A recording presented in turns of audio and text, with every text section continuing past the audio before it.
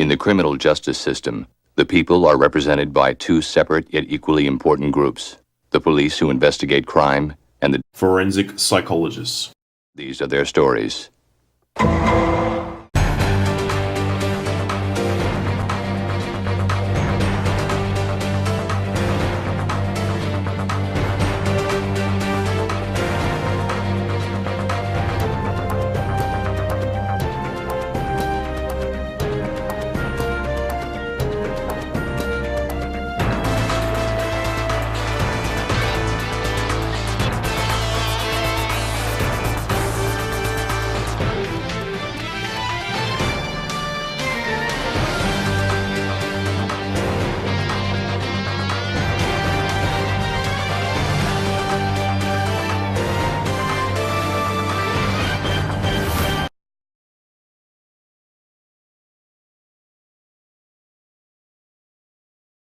No. I think more times than not, I feel my evidence is ignored. And that's partly it's in the nature of the evidence I give, because you were referring earlier to evidence of facial mapping, for example, facial identification. And in those cases, you have one expert who's saying the defendant is the suspect, is the perpetrator. The defendant is guilty, essentially. And then you have me saying the technique used to make that determination is invalid. And they're not equivalent arguments. One is very powerful, very strong, it's very direct, and I'm simply casting doubt. It's not that I can say, or would ever want to say, that the defendant is not guilty or is not the person you can see in the CCTV. I'm just saying the technique used by the other expert is not appropriate. And they're unequal. I think for that reason, my evidence doesn't always carry as much weight as the other side. I think it's a challenge for me, therefore, to try and connect with the jury in terms of that sort of evidence. Sometimes I can see them disinterested in what I'm saying. It's boring by comparison.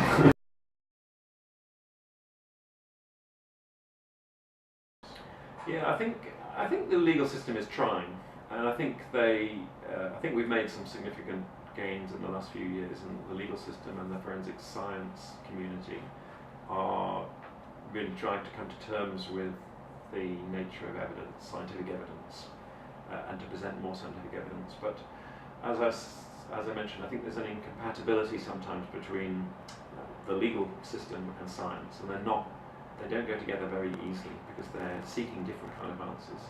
And I think that's why it's difficult sometimes. I think in the end it's not feasible. And I think it's to do with the fact that the legal system, it took me a really long time to realise what's actually a very simple and obvious thing, I think, for most people, but the legal system is just the decision-making process. It's a system that's set up to make decisions even in the absence of evidence. Even if there isn't sufficient evidence to make a determination, someone has to decide what we're going to do in this particular case. And that's why we have juries. The little black box that's closed and we shouldn't look inside is because they will make a decision for you. And scientists don't work in that way. Scientists try and amass evidence and collect evidence and keep going until they can satisfy themselves that they understand how the world works. And I think in the end those two are incompatible. Unfortunately, those kind of decisions are mostly political, but there are policy-making units who increasingly employ forensic psychologists. So units such as the New South Wales Bureau of Crime Statistics and Research, who do a lot of work evaluating systems and reforms to the law and presenting that evidence to government.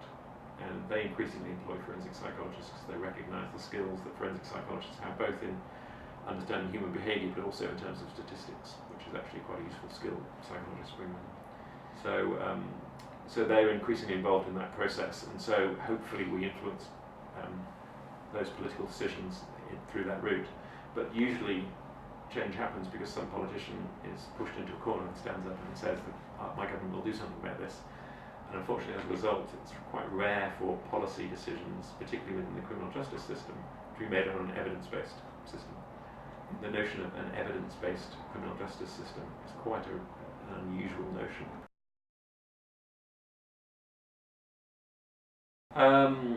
I think the critical thing about jurors is that they should be as representative as possible. So people always try and get out of jury service, but I always try and encourage people not to escape jury service. That jury service is really important for lots of reasons, but one is because it provides a direct connection between ordinary people and the legal system. And the same way that it was very influential to me, like kind of changed my life seeing a real case, I think it would be important for lots of other people to see what real law looks like. Public always feel that judges are too lenient, but interestingly jurors I think usually don't feel that way.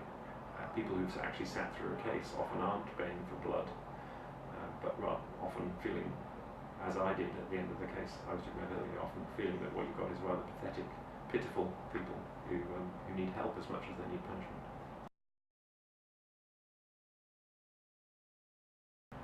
Ooh, lots.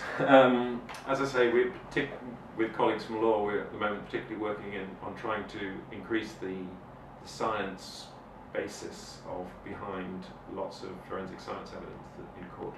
Everything from DNA to fingerprints to facial mapping, all of those kinds of evidence. At the moment, that kind of evidence is appearing in court without being validated. So we're working on trying to demonstrate what these people can and can't do. So the stuff you see on CSI usually is completely unvalidated. Even fingerprinting, until a few months ago, it wasn't even clear that fingerprint experts could actually determine whether two prints came from the same person or not. It's psychologists who have shown that they can do that. It's just as well they can do that because we've been relying on that evidence for 100 years in court. But so for me that's particularly important.